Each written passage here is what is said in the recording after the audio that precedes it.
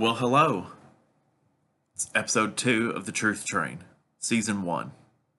This is your host, Wayne Steele, the write-in candidate for U.S. House District 4 of Tennessee. And remember, that's a Wayne Steele. I'm here to tell you today about who I am, where I'm from, and my modest accomplishments in life. I grew up in Fayetteville, Tennessee, technically in the unincorporated town of Park City, and that's in Lincoln County. Later, I'll discuss all of the counties of House District 4 so that you'll know if you can vote for me or not. I went to Highland Room School for elementary school, Central Junior High, then Lincoln County High School. I actually graduated from homeschool from a Christian based umbrella program out of Memphis. I went to college in Nashville. At least that's where I started. Uh, I eventually made my way into a massage therapy school where I decided that massage was the career path I wanted to go in, but it wasn't a right fit for me at that school. So I ended up finishing my hours in Salt Lake City, Utah, at a college called the Utah College of Massage Therapy. I was unemployed during the post crash of 2008 for about 16 months. I ended up working for the census for 6 weeks, which really was a godsend because of the pay. And that's when I decided to pursue my associate's degree. Now, I always have kind of done things in the non traditional sense. I didn't want to go to Motlow. I didn't want to go to Columbia State at the time. I didn't want to go to MTSU, although they are all great schools. Uh, so I decided to pursue my associate's degree with the University of Phoenix Online. Many people uh, kind of have negative things to say about the non-profit or not-for-profit or for-profit universities. But I found my time there to be rigorous. I challenge anyone else's papers against mine. I finished there in July of 2013, and in the meantime, I had a friend who blessed me to believe in me that the only way I was going to get off unemployment was to just become self employed. In town, there was a salon hiring a massage therapist. And so since 2010, I've been self employed on and off.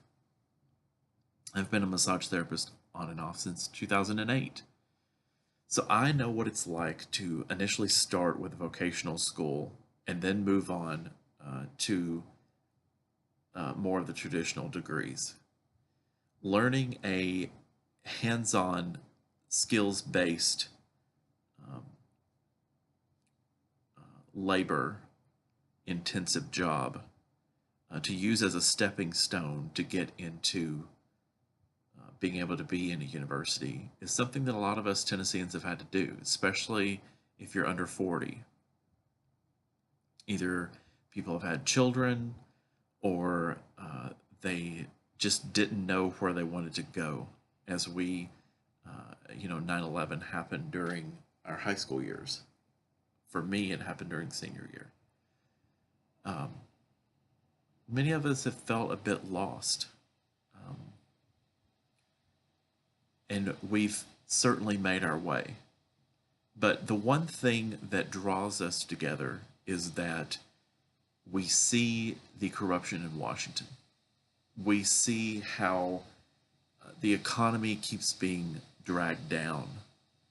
Um, Unemployment may be low, but in District 4, are people actually making a living wage? Are they, and I'm not talking about setting a minimum wage of a living wage, I'm talking about just good quality jobs that pay more than the seven and a quarter, $8, $9, $10 an hour. A job that you can actually have work 40 hours, not have to be on food stamps or Families First or TennCare. Has that improved over the last 10, 15, 20, 30 years? And I'd say that it has actually declined. And part of it has to do with the greed of the upper class. Now, many don't think about it whenever they go to the voting booth, but our median income in our district is around $40,000, give or take. Some it's in the 30s. Some counties it's in the 30s. Counties like Rutherford, Murfreesboro, it's more like 50 or 52. I say this because it's molded me into who I am today. I've struggled to get where I am, and I know that everyone else that was raised in that same trailer park in Park City, Tennessee, has had to do the same exact thing.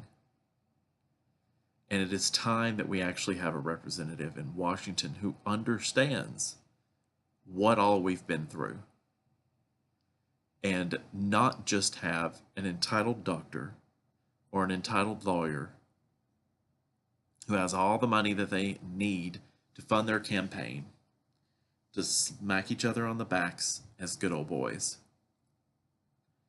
And we need someone who's a moderate. The parties have intentionally divided us. They've cut out the middle. They've cut out the moderates, the people who aren't extreme on either side. But whenever the party only nominates the most conservative and the most liberal, then those independent-minded people, Tennesseans are very independent-minded, when they cut us out from the middle, then the middle ends up not voting. And then all that are left are the people who are ardent voters of either side. And if Tennesseans are given the choice of an extreme left or an extreme right, then every single time they're going to choose the conservative. It disenfranchises those of us who are independent minded, who don't fit in a certain category. That's part of my introduction. I don't fit in a certain category. And I don't make an apology for it. If you put me in a room full of Republicans, they'll say I'm not a Republican. You put me in a room full of Democrats, they'll say I'm not a Democrat. You put me in a room full of libertarians, they'll say I'm not a libertarian. You put me in a room full of Green Party, and they'll say I'm not a Green Party. You get my gist. If we would guide from the middle, most people have some certain opinion that is extremely right or extremely left.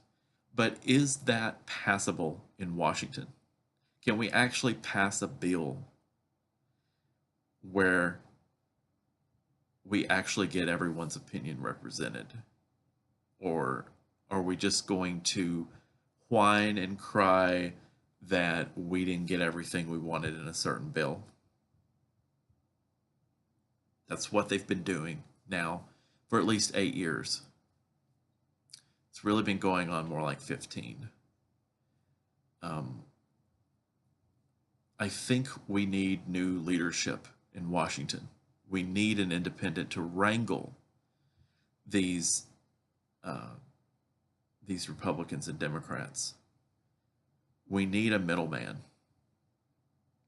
It's been over 150 years since we've actually had someone who was Speaker of the House who was not a Republican or Democrat. And they're yielding pretty much the same results with each time that they serve. In future episodes, I'll be talking about how Republicans and Democrats have not done or passed many bills than the other. As in, there's there's not a much of a distinguishable characteristics. There are not as many distinguishable characteristics between the two parties. They only want your vote, and they forget about you after election day. They don't come to your trailer parks. They don't come to your they only go to the nice neighborhoods. They only go to that well-educated group. Um, they don't come to your ghettos. Ghettos. The trailer park I was raised in was just as anyone would think. Um, in the next episode, episode 3, I'll be talking about how I was raised by my parents, um, how I was raised in my religion, and what people influence my life to consider others, to put others first, and how we should treat other people. I hope you'll stay tuned. So, episode 3 is coming up next.